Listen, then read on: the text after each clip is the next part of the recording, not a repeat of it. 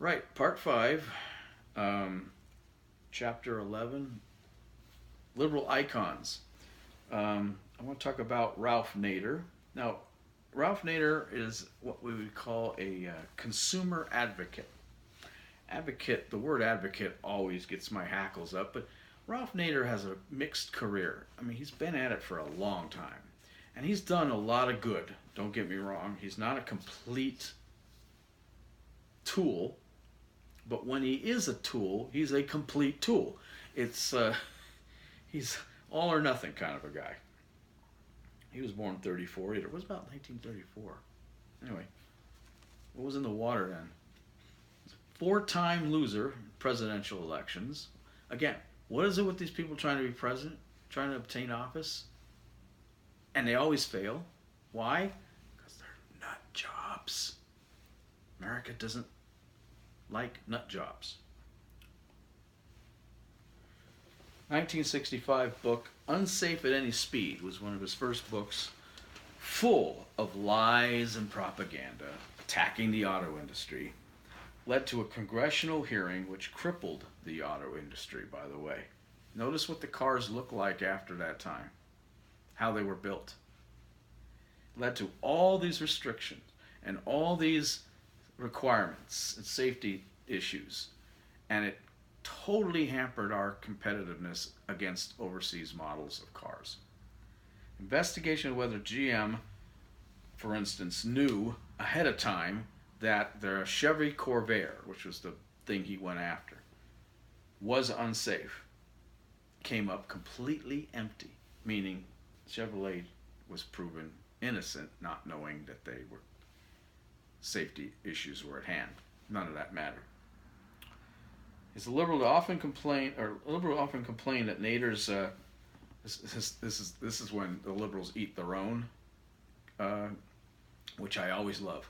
Liberals love to complain that Ralph Nader's attempt to be president in 2000, where he garnered 2.7% of the presidential vote, caused George Bush to beat Al Gore in that election. They conveniently forget, of course, that Ross Perot's 19% in 1992 absolutely helped Clinton beat Bush's father, George H.W. Bush. But they only want to complain about the one. They don't remember the other, conveniently. And oh, by the way, if there was no Clinton, there would have been no Al Gore, presidentially wise. Ralph Nader is a lifelong anti-nuclear power guy, even though that's the cleanest and most efficient power on the planet right now. He was always an anti-war guy, always an anti-corporation guy. So he's always attacking things that traditionally are not right-wing things, but things that make America strong and important, and some things that are necessary. So he's a favorite of the left. Another left-wing, excuse me, another left-wing darling was Tom Hayden, who died last year. Tom Hayden founded the was a key member anyway. I don't know if he founded it. The SDS, the Students for a Democratic Society, which was a pro-communist group in college that went on for years, doing subversive things. Advocated violent, subversive activities in the United States to oppose the Vietnam War. That was their major impetus, their major reason for being. He actually physically communicated by letter with North Vietnamese officials, which was, of course, unauthorized. And he also visited North Korea, which was also even more unauthorized. And he was charged with incitement to riot during the Chicago 7, which was once the Chicago 8. One guy got off or whatever it is trial, which took place during the 1968, or the riots did, 1968 Democratic Convention in Chicago. He was cited or indicted along with Abby Hoffman, Jerry Rubin, and a bunch of, well, others, the group of seven. He posed he was involved in anti-war sit-ins and tons of protests. He was rewarded by being elected to state senator in California. Again, not just failure, but not violence, and being on the front lines of anti-Americanism is rewarded by the left. He once made an unauthorized trip to Cuba to talk to Raul and to Fidel in 1968, and he visited them with two future weathermen who were also American terrorists. So he hung out with bad people. He was bad people. Married, of course, Hanoi Jane Fonda later on in the 70s, because they were of the same ilk. An ilk I would not ever associate with myself in a million years. Jesse Jackson, born 41, still around, a reverend apparently, minister anyway, liberal civil rights advocate, politician. Again, more presidential attempts, more failures. He once referred to New York City as Hymietown, which is a pejorative word meaning Jewish. You know, Jaime mean Jewish. He's saying that that's all Jaime wants to talk about is Israel. Every time you go to Hymietown, that's all they talk about. Of course, he had to make a bunch of apologies, and it took him years for the Jewish community to forgive him, which they eventually apparently did. So obviously he's an anti-Semite. He would not repudiate Louis Farrakhan when he was supporting a Palestinian state. He campaigned 2 failed attempts to be president, and here's what his campaign platform included. None of this, by the way, was adopted by the Democrat Party, but this was what he wanted to do. He wanted to reverse Reagan's successful tax reform to give more money to social programs. Big shock. He wanted immediate nuclear freeze and had a fantasy of disarmament with the USSR. He believed in single-payer, national, universal health care. Socialist, anybody? He supported a Palestinian state in his platform, meaning anti-Israel, pro-Palestinian. You can't be pro-both. He wanted to introduce New Deal-style policies regarding farm programs and infrastructure, rebuilding bridges and roads and whatnot. And he lost, of course, both times. He and his son once assaulted a black conservative minister back in 2001. Went to trial. Although the jury was hung, later on they settled, and he was found to be on the wrong of that. Of course, there is proof of it, eyewitnesses, maybe even video of him actually shoving the minister in the courtroom, his son, and then him coming and just verbally assaulting the guy and all the rest of it. Real piece of cake this Jesse Jackson turned out to be, who created these organizations which he used to influence and extort basically blackmail large corporations into with claims of discrimination and threats of boycotting that company, a la Al Sharpton. This is race baiting, race peddling. He would lobby, he once lobbied the FCC to block a government approval to companies until they donated money to his organization, which was Rainbow Push organization or whatever. Strong arm tactics, bullying. Lovely human being. And of course we come to Michael Moore, born in 1954. Most anti-American, anti-capitalist goofball on the planet. Conspiracy theorist, you name it. He's a multimillionaire who made his money in a capitalist society, America, frequently hides behind his blue-collar appearance. The man owns 9 homes, but walks around like he's a schlub. And he does this in a number of ways. We'll get to another way. He uses the documentaries that he makes, to push out specious conspiracies and theories about events, about right-wingers, about his pet causes, all of which are controversial from the word go and have so many lies and propagandist baloney in them that they could be easily torn apart by young children if they had any need to do so. He once said that President Bush would have to reenact the draft because of his crazy war. This is talking about the war in Afghanistan. War on terror, if you will.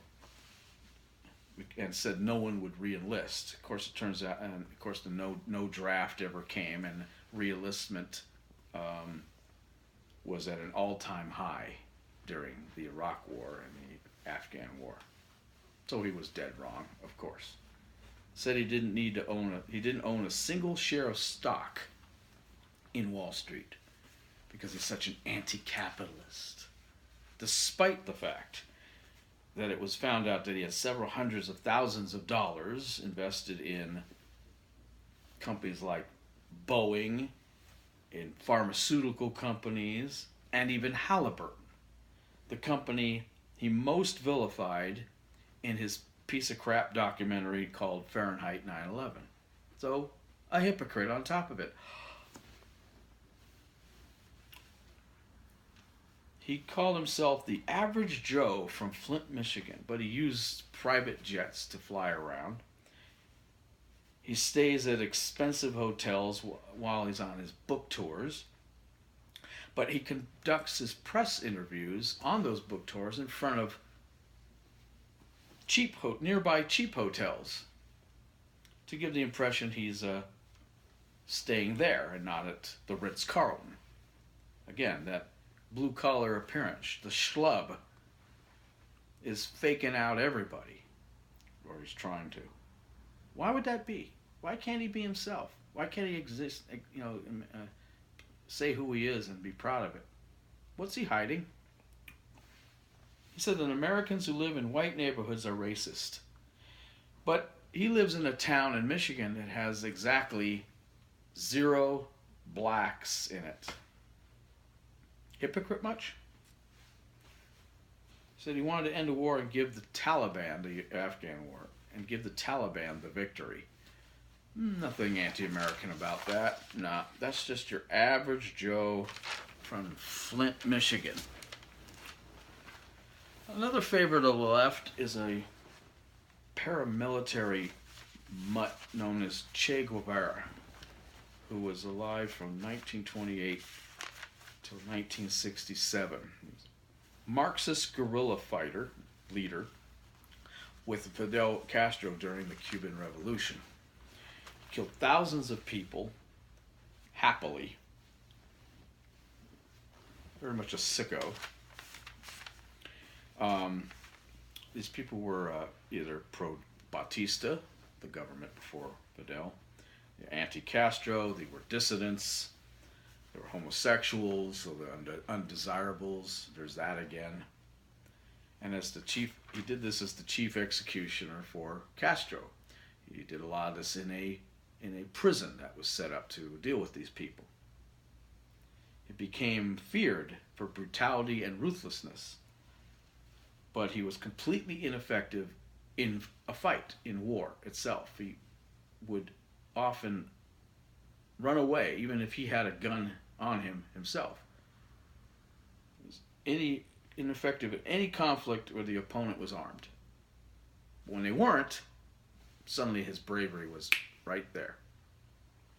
He led communist guerrilla movement in South America later on and was captured by the Bolivians, which were backed by the United States, and he was executed. Idolized by the left. They're on t-shirts and posters and dormitories. These idiots are completely unaware, maybe, of his sick misdeeds.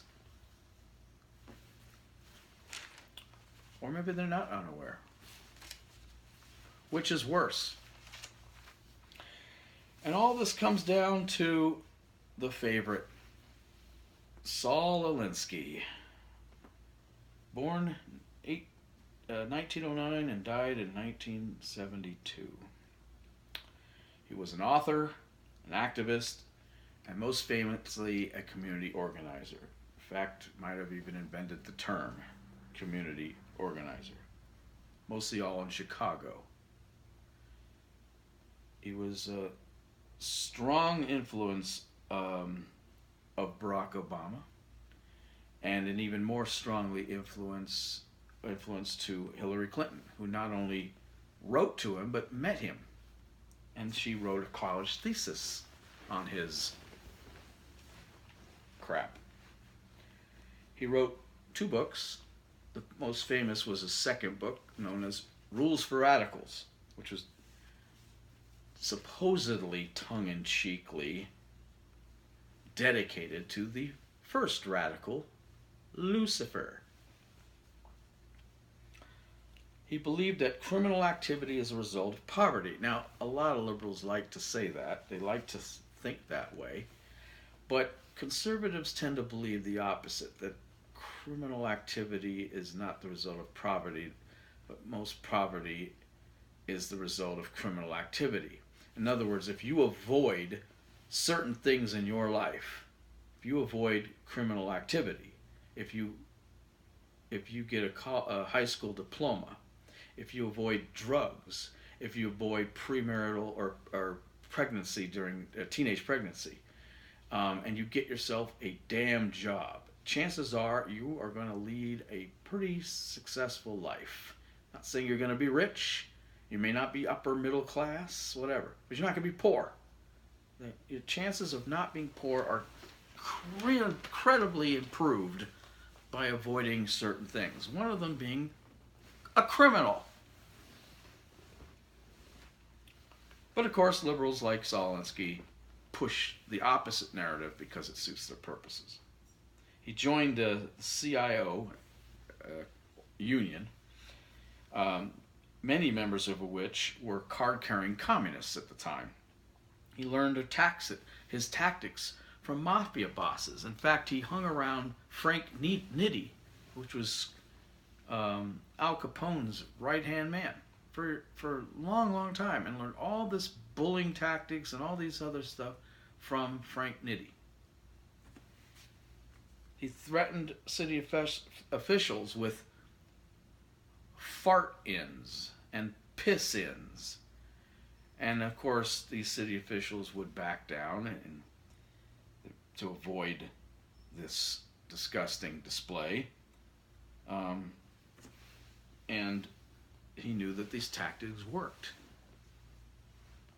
What is Rules for Radicals?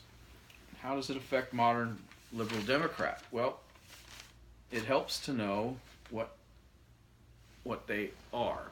What they are to Saul Alinsky was this, which he wrote in his book. If The Prince was written by Machiavelli for the haves on how to hold on to power, then Rules for Radicals is written for the have-nots and how to take power away. Now, why would they need to take power away? Well, remember what we talked about. You can't, if you're either talking truth to power or you are the power.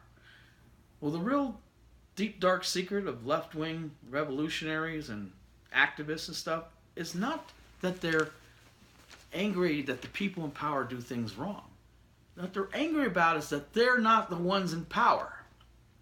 As we've seen over the last number of decades, and once they become in power, they're happy. All those stuff that they were whining about goes away because now, instead of fighting the man, they become the man. That was the real goal, is to seize power. Not speak truth to power, not to get power to do what they want, to be the one in charge. Because only then can you force what you want to happen. The rules in Rules for Radical come from his successes with class warfare, with getting people to fight power and privilege, etc. And in the next part, we will talk about what those rules are. See you then.